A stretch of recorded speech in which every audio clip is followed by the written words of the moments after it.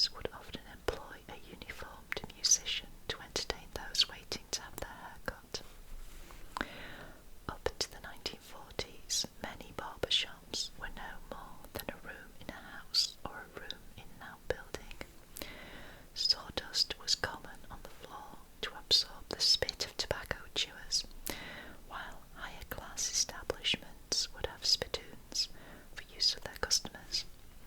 The air in these rooms would usually be thick with smoke from cigars, cigarettes and pipes, and most barbers could supply something for the weekend.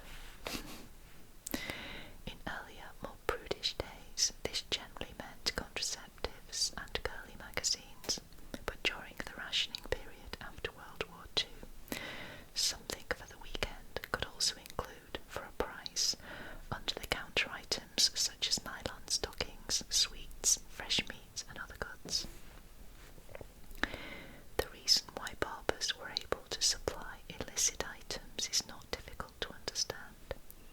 These men were in contact with others from every trade and business in the community. Often, a few sausages, a bottle of whiskey, or a pound of sugar would suffice as payment for a haircut, and barbers could usually source anything required using a secretive network of customers and other tradesmen. Financially, haircutting only provided a basic living, but the perks of the job, via a barber's network of contacts, meant that many lived quite a luxurious lifestyle compared to other sole traders of the time. For those working from home, this extra income helped them to buy or rent a shop. This would typically be a square, bare room with benches for waiting customers and a central high chair facing a large mirror. Below the mirror would be one or more shelves upon which the barber would keep his scissors and a hand mirror for the customer to inspect the back of his head after a haircut. Brill cream, once an almost universal hair requisite for men, eau de cologne, spray, and perhaps a selection of razors, blades, and other small items for sale would also be found on the premises. An essential in any barber's shop was the Styptic Pencil, made from a stick of crystallized alum. This was used to stem bleeding in the event of an accident when shaving. It was also not unusual for it to be used to heal cuts to earlobes which had been clipped through careless use of the barber's sharp scissors. Gosh. In more recent times, barber shops became associated with the working classes, while hairdressers were employed by the rich to cut hair in their own homes, though in effect both carried out the same tasks. Evidence from parish records for the Bradford area between 1714 and 1781 suggests that this smallish working community had several barbers over the century, but a hairdresser and 2 peruke makers, wig makers, only arrived in the 1770s.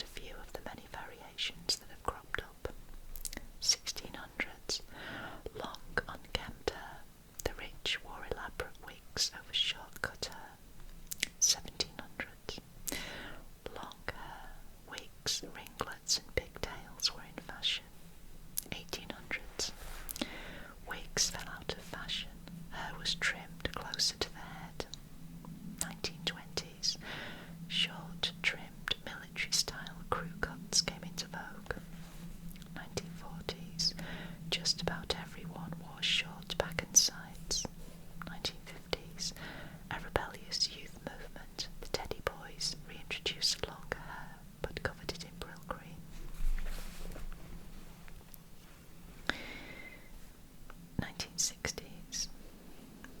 The Beatles, pop group reintroduced the mop top, later renamed the Beatles cut. Long hair was fashionable for hippies. 1970s, styles ranged from long hair to feathered cuts. Men started attending unisex salons. 1980s, mullets became popular. I remember the old mullet. Punks shaved their heads or even wore spiky Mohican style cuts.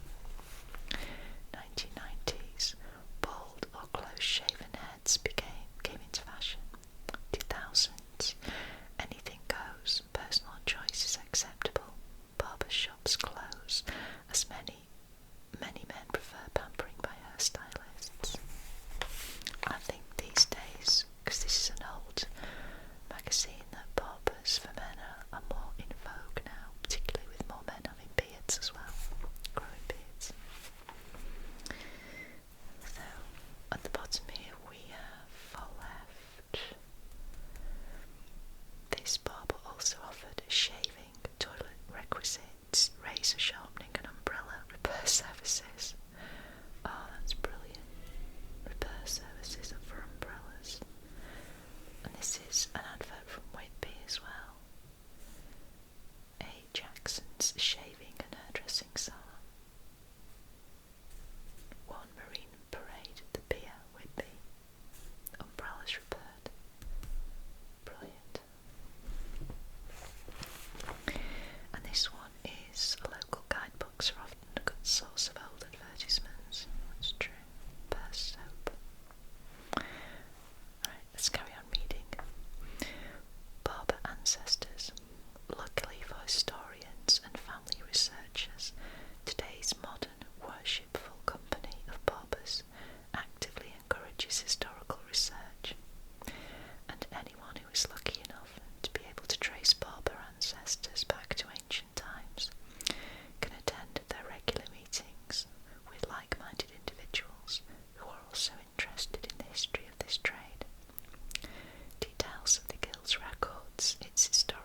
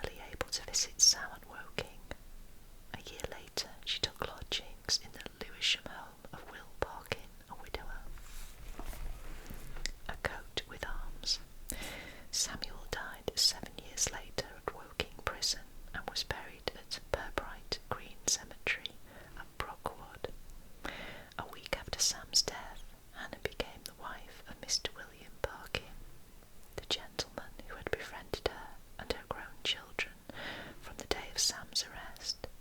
So many people researching